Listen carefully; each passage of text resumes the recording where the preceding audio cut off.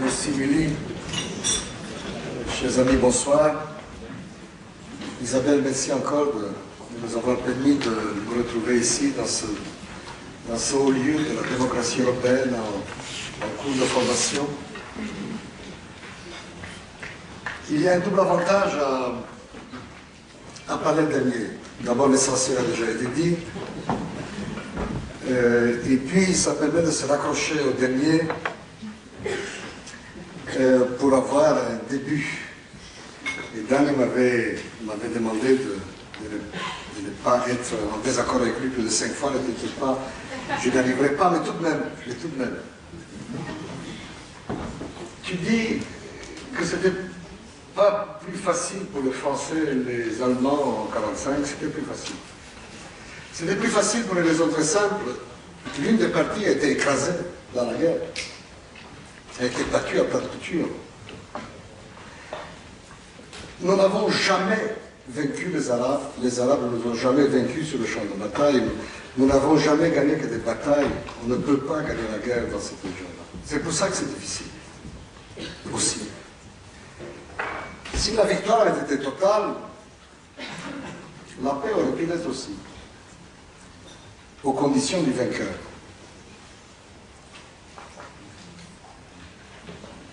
C'est le compromis qui est douloureux. Et dans une situation comme la nôtre, seul le compromis est possible.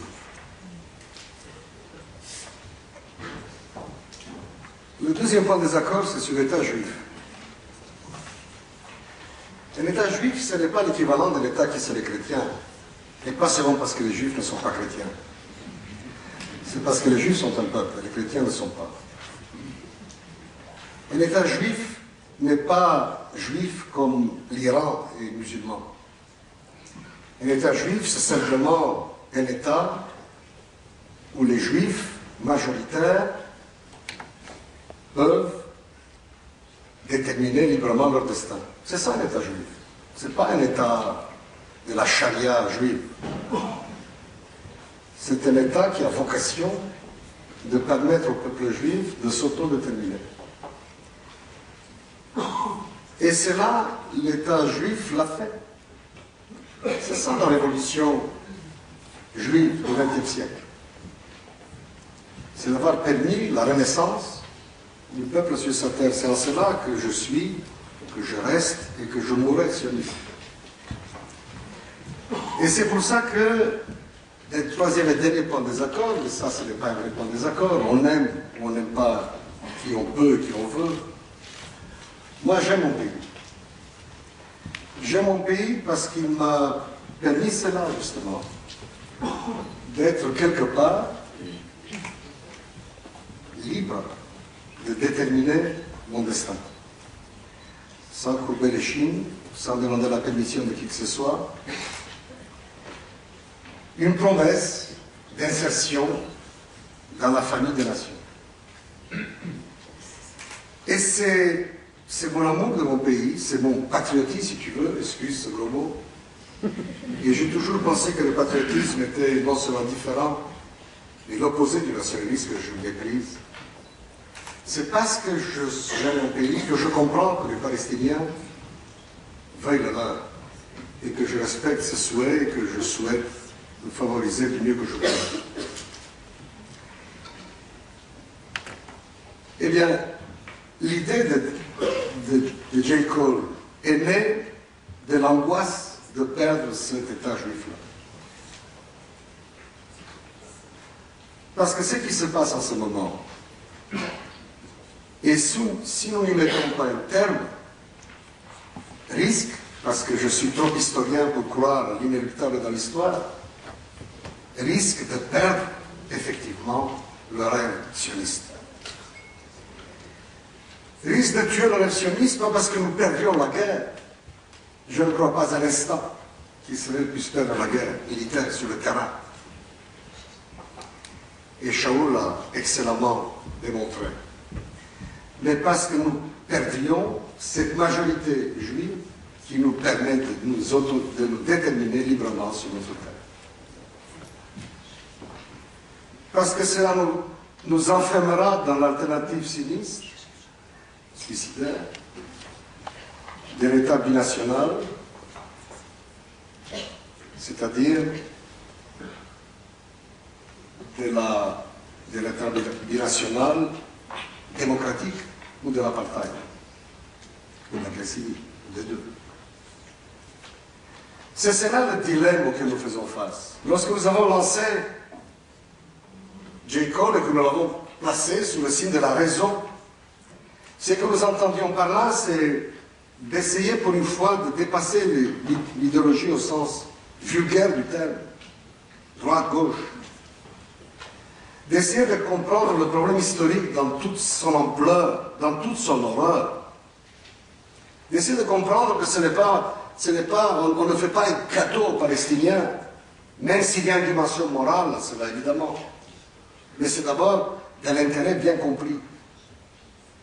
C'est d'essayer de dire aux Juifs d'Europe, dont la tête est faite de manière légitimiste,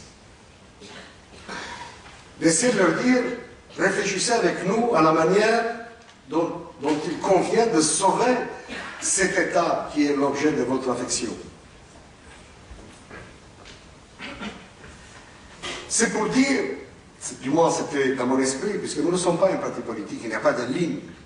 Chacun y apporte un peu ce qu'il veut, ce qu'il peut.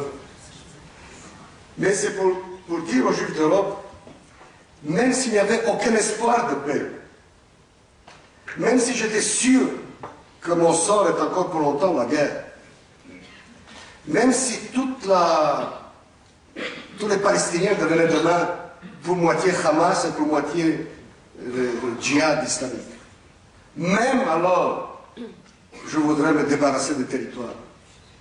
Parce que les territoires me conduisent inévitablement, fatalement, à l'État binational. Donc, à la perte du rêve sioniste. Vous comprenez bien? Même s'il n'y a aucun espoir de paix. C'est pour ça que les arguments qui disent, mais qui nous dit que les Palestiniens sont sincères, qu'ils ne vont pas changer d'avis, qu'ils ne vont pas préparer, peu importe.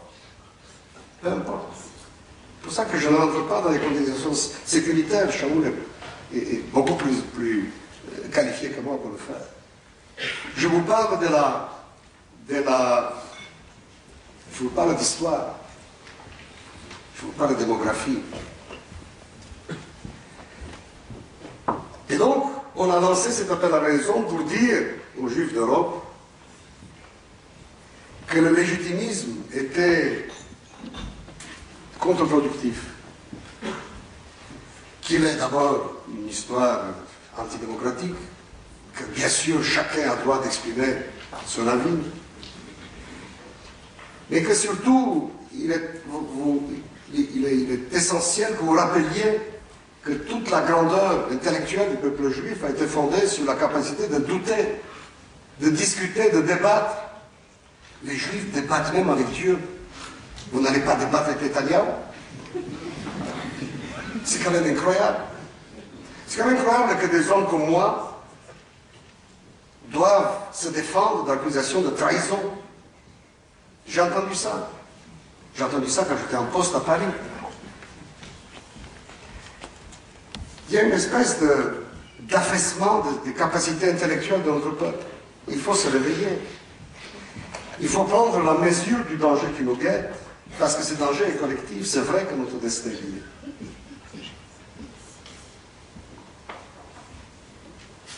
Et donc, la seule question qui pour moi est pertinente, tellement il est clair vers quoi nous allons, la seule question qui est pertinente pour moi, c'est de savoir si la solution viendra après une nouvelle vague de violence pire que les précédentes, ou après. Avant. Ou avant. Oui, ou avant. Vous savez, que de fois j'entends, mais tout va bien. De quoi vous plaignez-vous?